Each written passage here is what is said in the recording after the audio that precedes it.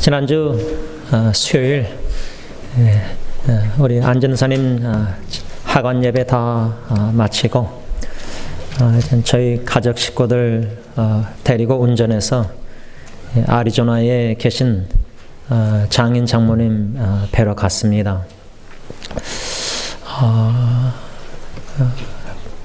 병원 침대에 방 안에서 그 침대에 누워 계시는 장인 어르신 가자마자 도착해서 그 방으로 들어가서 인사드리러 들어갔는데 누워 계신 장인 어르신 저를 문 딱 들어오자마자 저를 보시자마자 우시더라고요. 그래서 가까이 다가서 인사드리고 장인 어르신의 손을 잡고 찬양과 경배 예배를 드렸습니다. 원래 Thanksgiving Thursday 목요일날 세 자녀, 그러니까 제 아내 또 처남, 처제, 그 다음에 손주들 다 예배를 드려야 되는데 제가 장모님 장님께 두 분하고 저하고 셋이서만 이 방 안에서 침대 옆에서 셋이서만 같이 드리면 어떨까요?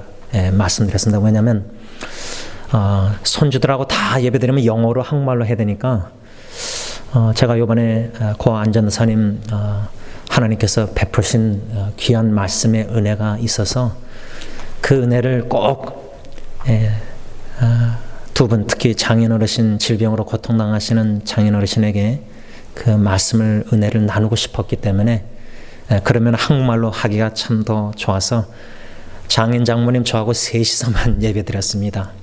나눈 말씀은 시편 23편 내 잔이 넘치나이다. 내게 부족함이 없습니다. 내가 여호와의 집에 영원히 거할 것입니다. 살 것입니다. 이 세 가지 권면의 말씀을 제가 장인 어르신에게도 또 장모님에게도 드렸습니다. 그리고 손을 잡고 찬양하다가 제가 한 손으로 이렇게 장인 어르신 손 잡고 찬양하는데 막 누워 계신 분이 그냥 찬양하는데 눈 감으시면서 이렇게 자꾸만 흔드시면서 찬양을 하세요. 그래서 저도 그냥 제 손을 장인 어르신 손에 그냥 얹어서 제가 이렇게 하는 게 아니라 그냥 손을 잡고만 있으면은 장인 어르신이 이렇게 하시니까 그래서 찬양을 하시는데 힘차게 이렇게 쉽지 않은데 찬양하셨습니다. 그러다가 계속 찬양하다가 이젠 천천히 손이 스피드가 줄어들면서 제가 내 영혼이 은총 입어 중한죄짐 벗고보니 찬양하는데 이제 천천히 내려놓으시고 잠이 드셨습니다. 그래서 그 장인 어르신과 저와 손잡은 그 모습을 다른 왼손으로 제 전화기로 찍었습니다.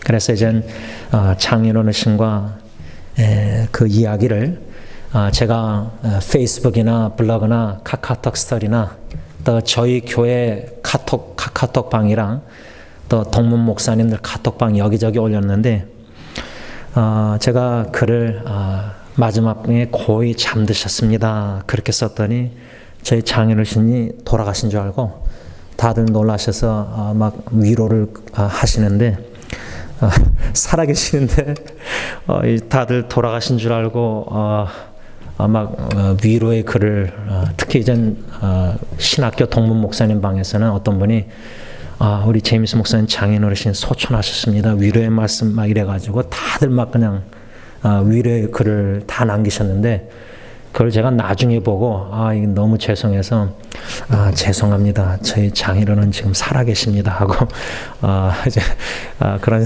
좀 해프닝이 있었습니다. 미안하게 우리 진경자매는 너무 하염없이 울었다는데 제가 좀 그 문자적으로 그냥 해석하셨으면 되는데 성경적으로 다들 해석하셔가지고 왜냐하면 성경에 잠드셨다 나사로가 잠들었다 예수님 그랬잖아요. 근데 제가 말한 의미는 진짜 잠들었다는 건데 이젠 소천하신 걸로 아시고 여러분들이 위로해 주셨는데 아주 죄송하고 감사합니다. 저는 이번에 장인 장모님 찾아뵙고 오면서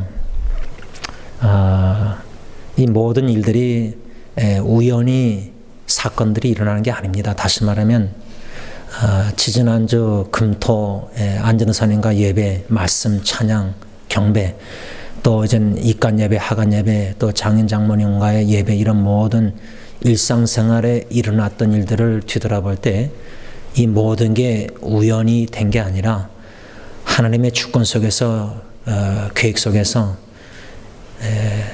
나에게, 저 같은 죄인에게 베풀어 주시고 하시는 은혜가 있구나. 그 은혜를, 기회를 포착하고 받고 누리고 깨닫고 도전받고 힘을 얻고 소망 갖고 이런 땡스기빙 1주, 2주를 이렇게 보냈습니다. 보내면서 여러분들하고 꼭 나누고 싶은 그 마음은 뭐냐면, 우리 전도사님도 그러고 제 장인 어르신도 그렇지만 참 신앙의 선배님들은 참 그 아름답습니다.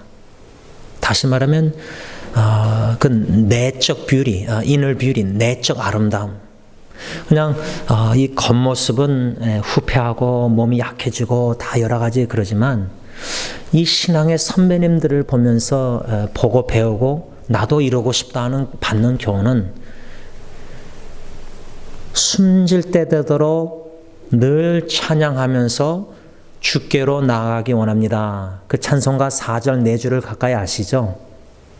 야, 우리 교회 어르신들은, 제 주위의 어르신들은 그 찬송가 가사대로 사셨고 끝까지 호흡 있는 동안, 의식 있는 동안 찬양하고 주님께 부름 받으시고, 또 살아계신 분들은 아무것도 할 수 없는 상황에서 침을 삼키기도 쉽지 않으신데도 그 입으로 찬양을 쫓아 힘있게 하시는 모습, 보통 사람은 이해가 안 됩니다. 그런 상황에서 어떻게 찬양하고 어떻게 기뻐하고 어떻게 감사하는가. 이게 하나님의 은혜요, 이게 놀라운 믿음이요 신앙입니다. 제가 어저께 하루 밤새도록 이제 운전하고 새벽에 도착해서 좀 교회 나오지 못하고 이제 집에서 좀 쉬었는데요. 이런저런 쉬면서 나중에 저녁에 제 방에 침대에 올라가서 성경 읽고 기도하는데, 야, 참 성경 읽고 기도하는 게 참 이게 너무 좋구나. 참 부끄러운 목사가 부끄러운 고백이지만 그냥 스포츠를 보든 뭐 텔레비를 보든 뭘 다른 걸 하든 그냥 말씀 기도하는 이 시간이 혼자 주님과의 친밀한 교제가 참 좋구나. 그래서 막 말씀이 쏙쏙 들어오고 막 깨달으면 막 전화기로 제 인터넷에 여기저기 글을 올려서 같이 나누고 또 묵상하고 또 기도하고 막 그냥 혼자만의 그런 시간을 가졌는데, 그러다가 제가 로마서 12장 3절을 읽다가 좀 묵상하겠는데 나눕니다. 내게 주신 은혜로 말미암아 너희 각 사람에게 말하노니 마땅히 생각할 그 이상의 생각을 품지 말고 오직 하나님께서 각 사람에게 나누어 주신 믿음의 분량대로 지혜롭게 생각하라. 이 말씀이 왜 확 들어왔냐면, 오늘 주일 설교 생각하고 행해야 됩니다. 설교 제목. 또 오늘 본문 빌립보서 4장 말씀에 사도 바울이 8절에 이것들을 생각하라. 무엇을 생각해야 되는가? 그런 묵상 속에서 이 말씀 로마서 12장 3절을 딱 접하니까 이 말씀의 하반절에 믿음의 분량대로 지혜롭게 생각하라. 이 말씀이 막 궁금해진 거예요. 생각하게 된 거예요. 아니, 감사할 수 없는 상황에서 슬프고 힘든 제가 여태까지 보질 못했지만 금요일 날 밤에 이제 장모님 도와서 장인어른 침대에 휠체어를 모셔드리고 이제 이런저런 과정 속에서 장모님이 사위에게 보이고 싶지 않으셨지만 그 아들 처남이 이제 도와주는데 그때 처남이 없어 제가 이제 붙잡아드리고 이제 이렇게 갈고 이제 닦아드리는데 그때 이제 장인어르신의 그 등에 그 욕창 자국을 좀 보게 되었습니다. 샤워하다가 넘으셔서 그 뼈가 튀어나오셔서 거기에 이제 욕창이 걸리셨는데 제가 그 모습을 보면서 안 그래도 우리 안 전도사님도 떠나시기 전에 이런 병실에서 이런 모습들을 보면서 피부랑 다 여러분 그런 상황에서도 어떻게 찬양이 나올 수가 있습니까? 제가 장인에게 어르신 예배드리면서 내 잔이 넘치나다. 장인 어르신 황해도부터 남한에서 미국까지 뒤돌아보시면서 특별히 저를 결혼해서 처음 만나서 그 아리조나에서 운전하고 저를 여기저기 구경시켜 드릴 때 아브라함처럼 하나님이 나 같은 사람에게 축복해 주셨다. 그 말씀을 제가 잊지 못합니다. 내 잔이 넘치나이다. 믿음의 분량대로 지혜롭게 생각하라. 이 말씀을 어제 묵상하면서 믿음의 조상 아브라함처럼 믿음의 성숙한 신앙인들은 감사할 수 없는 현실 상황에서도 믿음의 주여 온전케 하시는 예수님을 바라볼 때에 그가 나를 위하여 십자가에 행하신 그 고난과 죽으신 구원의 은총을 생각할 때 감사, 찬양 드릴 수밖에 없다. 이 믿음의 분량. 그런데 다 그렇게 믿음이 성장하고 성숙한 게 아니지 않습니까? 우리 중에 어떤 분들은 믿음이 연약합니다. 마치 어린아이처럼 젖을 먹어야 됩니다. 고기를 먹을 수 없습니다. 괜찮습니다. 그 각자의 믿음의 분량대로 지혜롭게 생각하는 그 삶. 그래서 여러분 이 감사주일 감사해야 되는데도 참 이런저런 걱정, 근심, 염려 우리가 믿음이 연약해서 걱정, 근심할 수밖에 없으면 그 연약한 믿음대로 지혜롭게 생각하면 됩니다. 여기서 지혜롭게 생각하라 할 때 생각의 영역에서 근심 걱정이 올 때 우리는 말씀으로 돌아가야 됩니다. 성경을 펴야 됩니다. 기도해야 됩니다. 그러면서 하나님께서 주시는 깨달은 그 말씀을 붙잡고 그 말씀 중심으로 생각해야 됩니다. 저는 그 말씀 중심이 이번 땡스기빙 2016년도 시편 23편이었습니다. 다 아는 말씀, 어르신들이 참 좋아하는 말씀, 다 외우는 말씀. 그런데 그 말씀이 2016년도에는 땡스기빙 때는 새롭게 저한테 다가온 것입니다. 하나님이 이런 감사하기 힘든 슬픈 상황에서도, 힘든 상황에서도, 마음의 무거움 속에서도 이 말씀을 통해서 나에게 은혜를 주시고자 하신구나. 그 은혜가 갈급하고 붙잡고 싶고 내 마른 심령의 힘든 마음에 그 말씀을 위로를 받고 싶고 그 말씀으로 하여금 내 마음의 영혼에 말씀하도록 내 마음이 활짝 열고 그 말씀을 사모하는 마음으로 묵상하는 겁니다. 내 잔이 넘치나이다.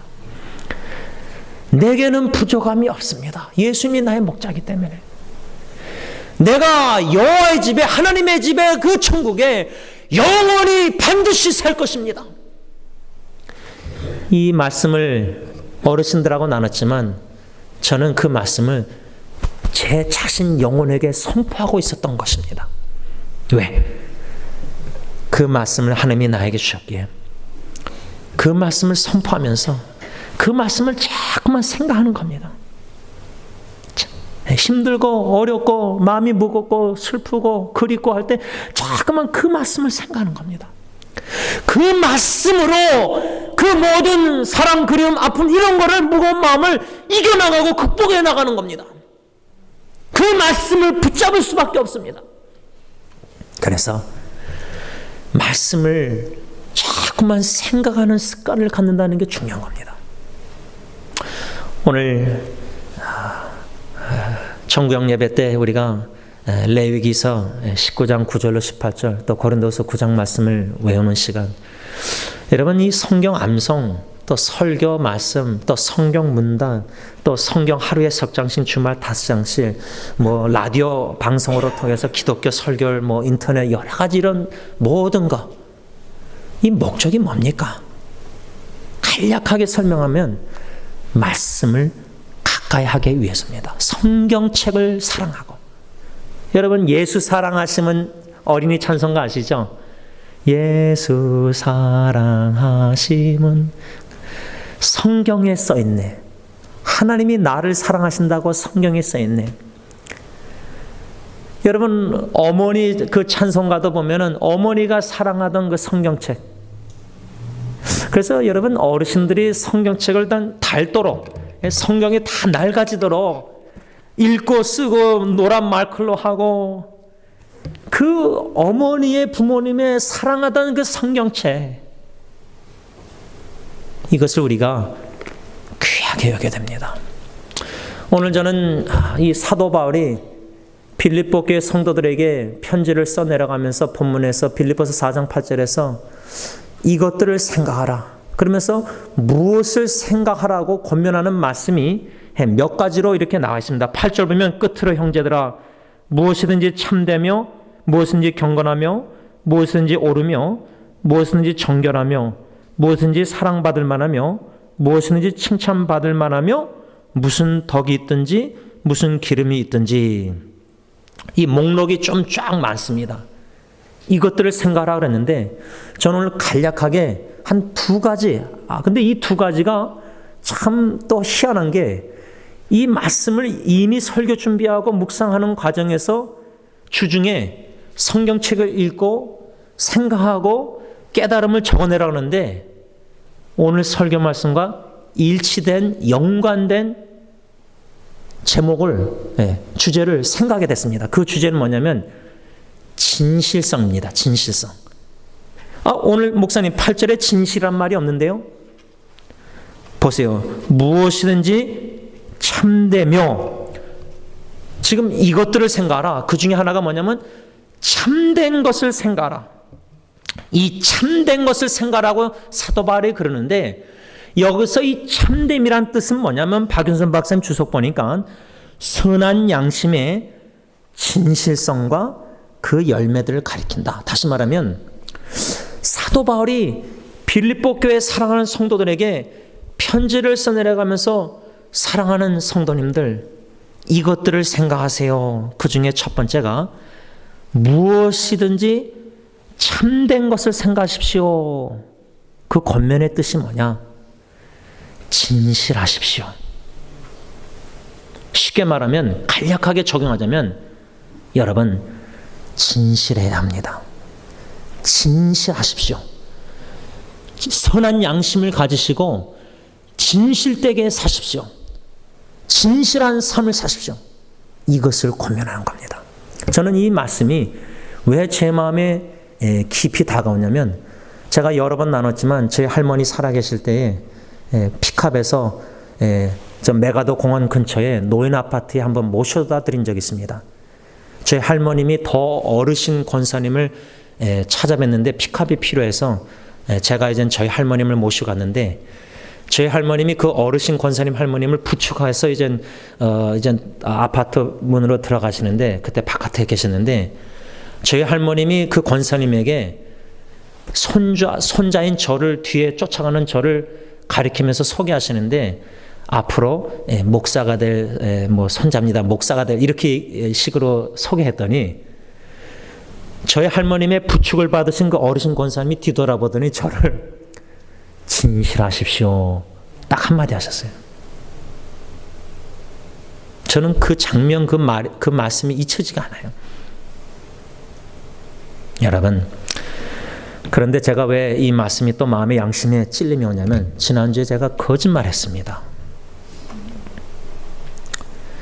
어느 분이 저에게 비밀입니다 하고 목사님 꼭 약속을 지켜주세요. 저는 이렇게 선을 거주시면 저에게 상담하고 나누고 나서 목사님 비밀입니다. 절대 딴 사람한테 말하지 마세요. 근데 그분이 저에게 2번이나 그랬는데 그 비밀을 지켜야 되잖아요. 근데 어떤 분이 그거를 자꾸만 저한테 물어보는 거예요. 그분이 뭐라 그랬냐 막 자꾸만 물어봐요. 그래서 제가 그 비밀을 지키려고 침묵했으면 됐는데, 제 아버님처럼 말을 안 하고 입 다물고 있었으면 되는데 그냥 모른다 그랬어요. 아는데. 그 거짓말한 거 아니에요. 아는데 모른다 그랬으니까. 이거 선한 거짓말인가? 타협하고 싶어서, 합리화시키고 싶어서. 근데 거짓말은 거짓말이에요. 여러분, 이것을 들으실 때 어떤 분은 뭐 그 정도 가지고 목사님, 그건 거짓말도 아닙니다. 여러분, 각자 양심이 다 다릅니다.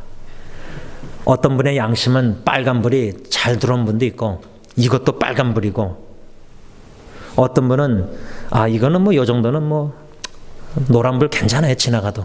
예.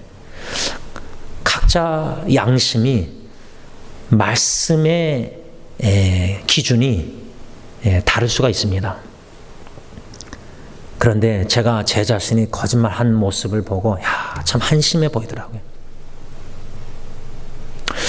많은 성도님들이 기독교 그 뉴스 이런 게 다 설문조사 보면은 성직자에게 실망이 큽니다. 목회자에게 실망이 큽니다. 상처를 많이 받는데, 그래서 성도님들이 그 설문조사 같은 거 보면은 목회자에게 원하는 건 뭘까?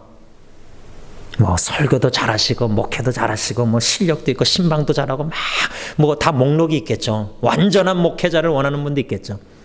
그런데 그 어르신 권사님, 벌써 이게 오래된 이야기지만 저를 뒤돌아보면서 목사가 된다고 하니까 젊은 사람이, 진실하십시오. 왜 그분이 저한테 그렇게 말씀하셨을까?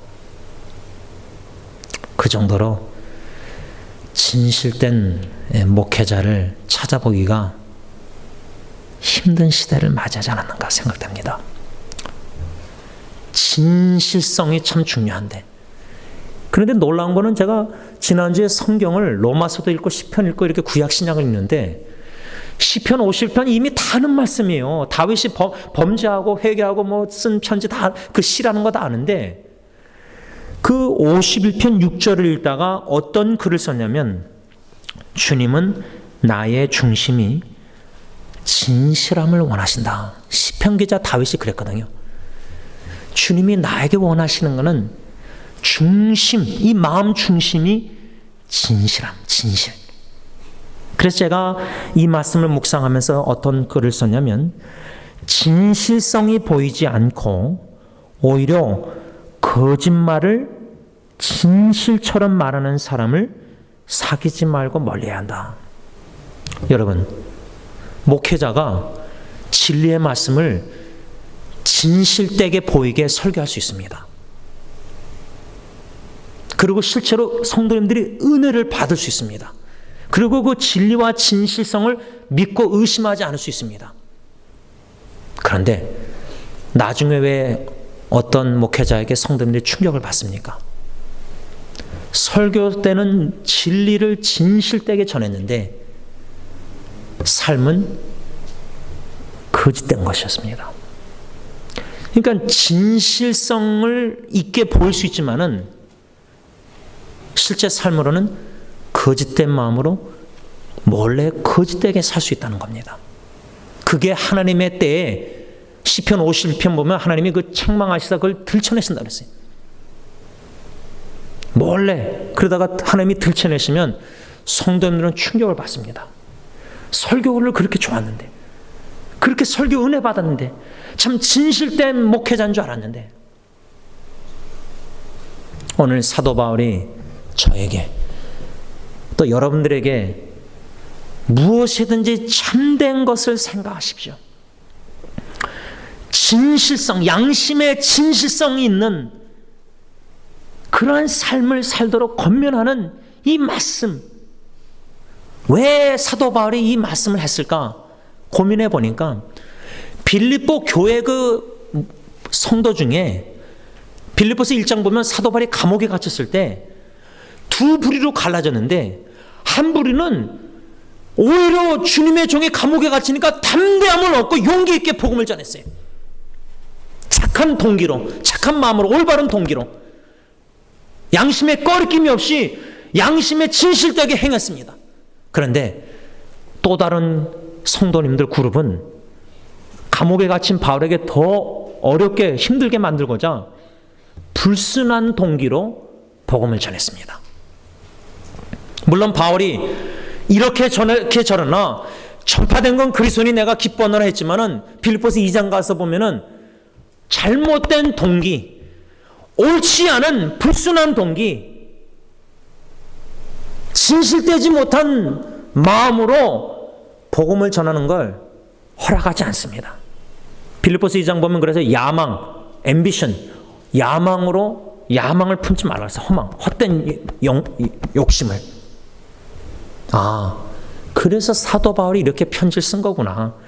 무엇이든지 참되며, 그 다음에 뭐였죠? 무엇이든지 옳은 것을 생각하라. 이 옳은 것이란 말은 뭐냐면, 여러분 옳고 그름을 주관적으로 그게 옳다 틀리다, 이 사람은 이게 옳다는데 이 사람은 그게 틀리다 그래요. 왜 말이 다 다르죠?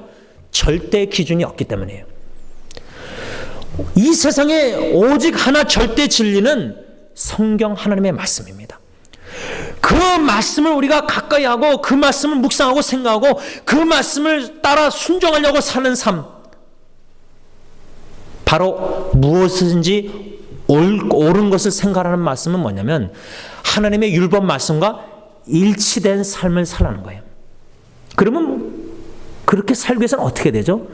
우리의 생각이 내 마음대로 내 멋대로 생각하는 게 아니라 어떤 상황을 접하든지 상황에 반응하는 두려움, 근심, 걱정 생각이 떠오를 수 있지만은 그런 근심, 걱정, 두려운 생각들을 하나님의 말씀으로 지배를 다스리고 받아낸다는 거예요. 그래서 예를 들자면 지금 마음에 평안함이 없어요. 내일 직장, 회사 여러 가지 근심, 걱정이 있어요. 그런데 우리 성가대 내 영혼이 그 깊은 데서 찬양하면서, 저도 손 들고 찬양하면서 평강의 주님, 성경 말씀을 통해서 예수 그리스도 평강의 주님을 묵상하고 생각할 때 결국 이 생각의 영역에서 드는 막 걱정, 근심, 두려움, 미움, 상처, 아픔 막 이런 생각들을, 슬픔 이런 것들을 하나님의 말씀을 생각함으로 생각 싸움에서 이기게 됩니다. 그래서 두려워하지 말라, 근심하지 말라, 걱정하지 말라, 이런 성경 말씀들, 이 말씀들이 생각나야 되는데 성경을 가까이 하지 않으면은 성경 말씀이 떠오르지가 않습니다. 습관적으로 자꾸만 세상적인 염려, 근심, 걱정 생각합니다. 본능대로 생각합니다. 그래서 사도 바울은 무엇이든지 참되며 무엇이든지 옳은 것을 생각하십시오.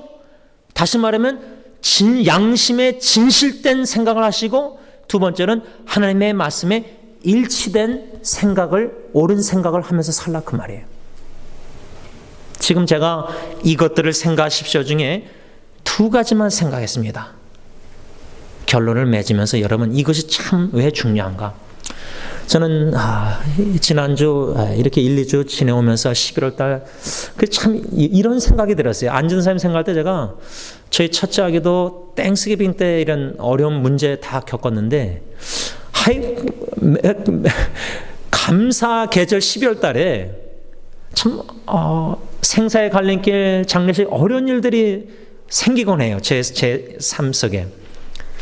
그래서 이번에도 이 땡스기빙 때 이렇게 안전사님 떠나보내면서 왜 하나님께서 이렇게 추수감사 계절에 참 슬프고 힘든 일을 접하게 하실까?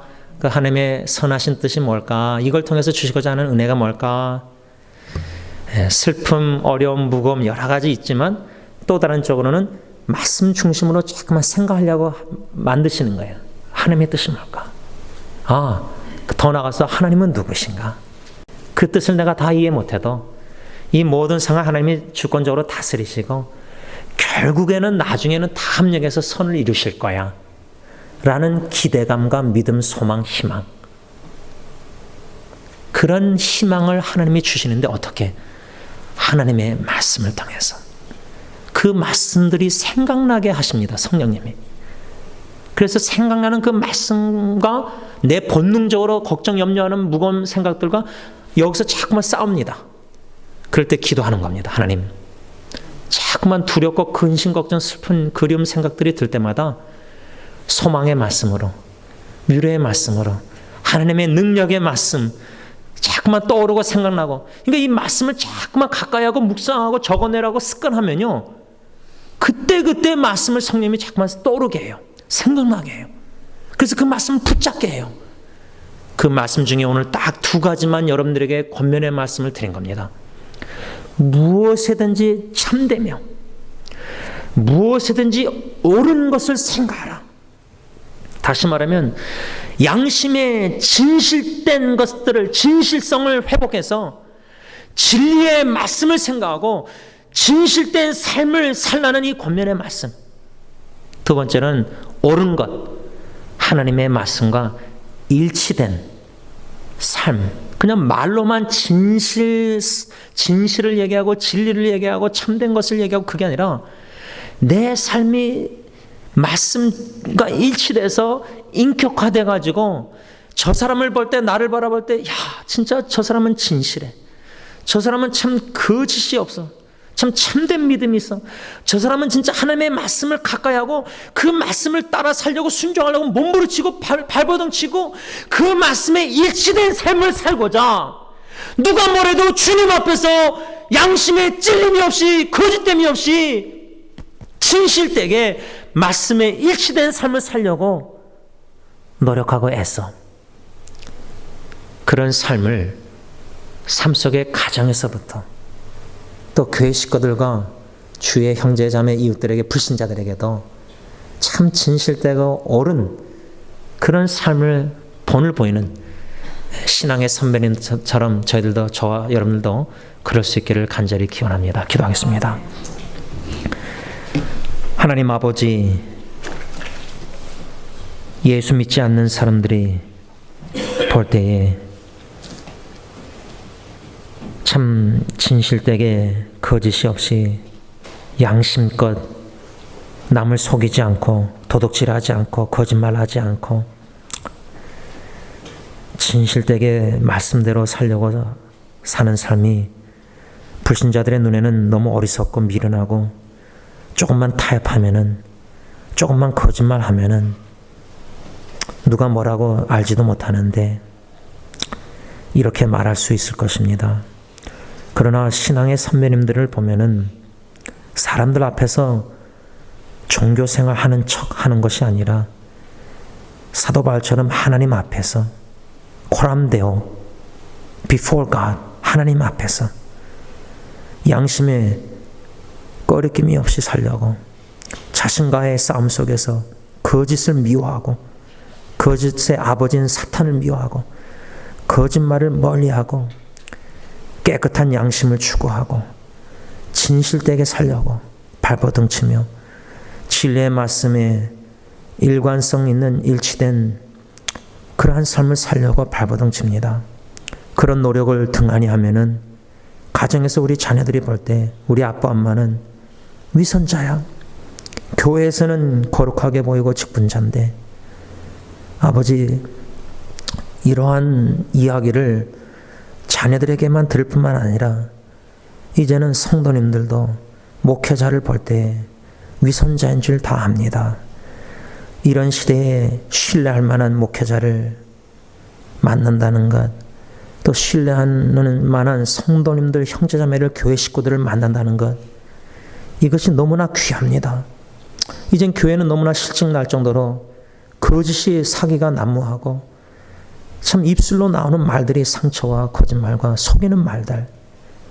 하나님, 우리 승리교회 식구들 하나님 앞에서 신앙생활 하도록 부지런히 말씀의 거울에 자아성찰하며 반영하며 반성하는 삶 살게 하시고, 내 자신의 속을 말씀의 눈으로 들여다보는 것을 부지런히 하게 하시되 게을리하지 말게 하셔서 포장하며 더 이상 종교생활 하지 말게 하시고 진실되게 거짓이 없게 말씀과 일치된 삶을 살아가는데 힘을 쓰고 헌신하는 식구들 다 되게 하여 주시옵소서. 예수님의 이름으로 기도를 올리옵나이다. 아멘.